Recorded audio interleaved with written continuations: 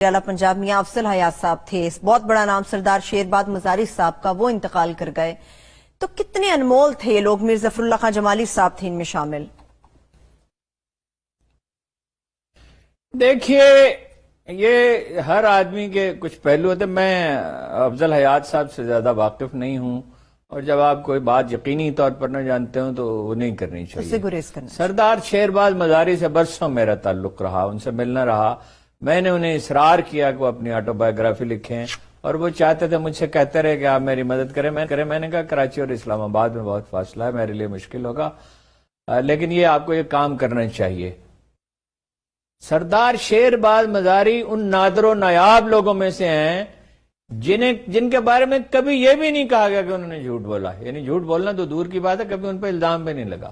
نہایت وجیح و شکیل آدمی تھے، نہایت دیانتدار، نہایت اجلا لباس پر وجاہت کا بھی ایک نمونہ تھے۔ وہ اپنے لائبریری میں جب وہ بیٹھتے تھے تو جب نگاہ ان پہ پڑتی تھی تو آدمی دنگ رہ جاتا تھا، مگر اتنا ہی انکسار تھا ان میں، یعنی ایک قبائلی سردار میں جس کی اتنی بڑی جاگیر ہو، اس میں کوئی تفاخر تو ہونا چاہیے، مگر ان میں اتنا ہی انکسار تھا۔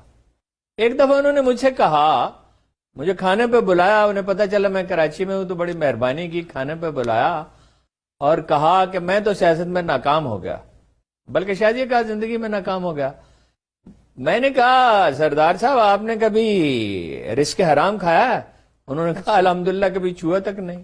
میں نے کہا کہ جھوٹ بولتے ہیں آپ؟ کہنے لگے کبھی نہیں بولا، میں تو ایشو ٹو ایشو اوپینین دیتا ہوں، میں تو نہ کسی گروہ کا حامی ہوں نہ مخالف ہوں۔ تو میں نے کہا کامیاب زندگی کیا آپ بھٹو بننا چاہتے تھے؟ انہوں نے کہا نہیں، ان کے کلاس والے رہے تھے بھٹو صاحب، بڑی لمبی عمر پائی انہوں نے، اور ایک ساتھ پڑھے تھے یا ایک ہی کالج میں، اگر کلاس فیلو نہیں تھے۔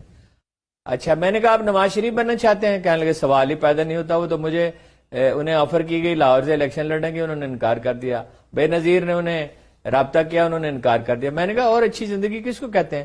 میں نے کہا میں تو، ہمارا ایک پی این تھا، وہ صبح کو وہ پاگل خانے میں نوکری کرتا تھا، دوپہر کو آتا تھا، اور میں تو اس کو کامیاب ترین آدمی سمجھتا ہوں کیونکہ اس نے رزق حلال کمایا اور کھایا، اور اتنی وہ دل جمی سے اس کے بعد بیٹھ گئے کہ مغرب تک ہم بیٹھے رہے۔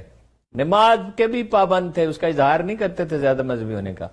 دیکھیے ان کا کارنامہ یہ، دلیر بھی بہت تھے، جیل کاٹی، اور بھٹو کی جیل کاٹنا آسان نہیں تھا، جیل کاٹی۔ اے این پی پہ جب پابندی لگا دی گئی، این اے پی اس وقت کہا جاتا تھا، نیشنل عوامی پارٹی، انہوں نے اسے سنبھالا، نئے نام سے ایک پارٹی بنا دی اور اس کے کارکن شامل ہو گئے، اور ان کی اتنی تکریم تھی، کسی میں ہمت نہیں پڑتی تھی کہ ان کو وہاں سے ہٹا دے، ورنہ یہ تو باچا خان کے خاندان کی جاگیر ہے، جیسے باقی پارٹیاں آپ کو پتا ہے، کوئی کسی کی جاگیر ہے، کوئی کسی کی جاگیر۔ لیکن جب افغانستان میں جنگ آزادی شروع ہوئی، روسی فوج آ گئی، تو انہوں نے اس کے حق میں بیان دیا، عبد الولی خان وغیرہ بڑے مضطرب ہوئے، کیونکہ یہ تو جہاں انڈیا کی جو پالیسی ہو، جو روس کی پالیسی، اس کے انہیں حمایت کرنی تھی، اور جو بھی کابل میں حکمران ہو اس کی حمایت کرنی تھی، تو انہوں نے پارٹی کی صدارت سے مستعفی ہو گئے، اور وہ شکایت بھی نہیں کرتے تھے، ایسے دلچسپ آدمی تھے۔ میں نے ان سے پوچھا کہ سردار صاحب کیا ہوا؟ کہا بس مجھے اختلاف تھا، میں نے استعفیٰ دے دیا۔ غیبت بھی نہیں کرتے تھے۔ سردار شیرباز مزاری جیسا صاف ستھرا اجلا آدمی میں نے نہیں دیکھا۔ ایک بات یہ ہے کہ بعض لوگوں کی قسمت میں کوئی بڑی کامیابی نہیں ہوتی، لیکن اللہ کی بارگاہ میں وہ سرخرو ہیں۔ اس سے بھی زیادہ عجیب بات آپ کو بتاتا ہوں کہ وہ جاگیر پہ گئے اپنی زمینوں پہ، اور مزاریوں کے بارے میں یاد رکھیں کہ انہوں نے سکھوں سے بھی لڑائی کی اور انگریزوں سے بھی لڑائی کی۔ بہت کم قبائل ایسے ہیں جو انگریزوں سے بھی لڑے اور سکھوں سے بھی لڑے۔ تو میں نے کہا اب کوئی سیاست کی بات ہوئی، بلوچوں کی سیاست کی، انہوں نے کہا نہیں میں بلوچ سیاست نہیں کرتا، مگر میں ایک بات کا قائل ہوں کہ بلوچوں میں حمیت پائی جاتی ہے، اس حمیت کا میں قدردان ہوں اور میں کوشش کرتا ہوں اس کی پاسداری کروں۔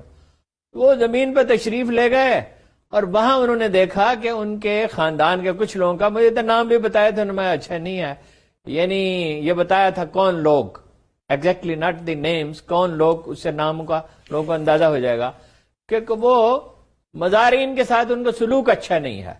اس کے بعد وہ نہیں جاتے تھے وہاں، اور بہت تھوڑا سا حصہ غالباً انہیں دیا جاتا تھا، وہ پرواہ ہی نہیں کرتے تھے اس بات کی۔